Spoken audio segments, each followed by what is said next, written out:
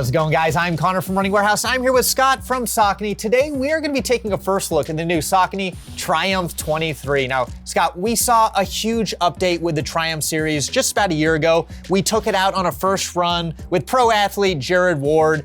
We talked about this highly cushioned design that added a little bit of weight, but also increased bounciness. Really, the only downside of that shoe was it was a little heavier. That has all changed now with version 23. Tell us about this shoe. Yeah, so Triumph 23, really excited. We made some big changes to update the shoe. I would say this high cushion category is such a competitive market.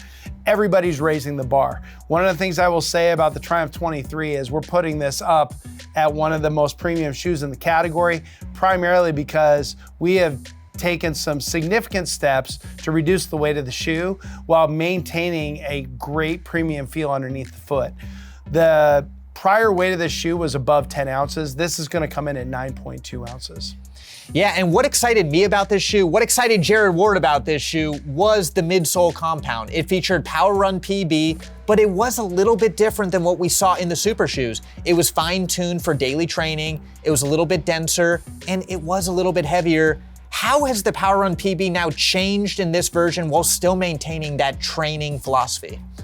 So one of the things that's happened with all copolymer materials is the ability to tune and sculpt the material specifically to the audience that it's designed for.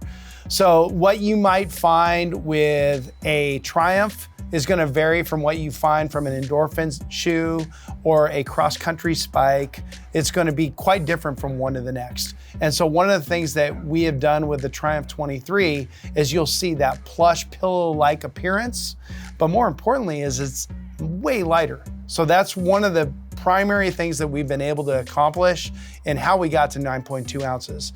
You'll notice that the stack height of this shoe, of the Triumph 23, is the exact same as what it was with the Triumph 22 at 37 millimeters in the heel and 27 millimeters in the forefoot. Yeah, I mean, I like to hear that because I did like the stack height. I did like that underfoot cushioning. And now that it's lighter, it should really work well for a wide variety of runs. Daily training, long runs, when you want to pick it up a little bit, it should do the job really well.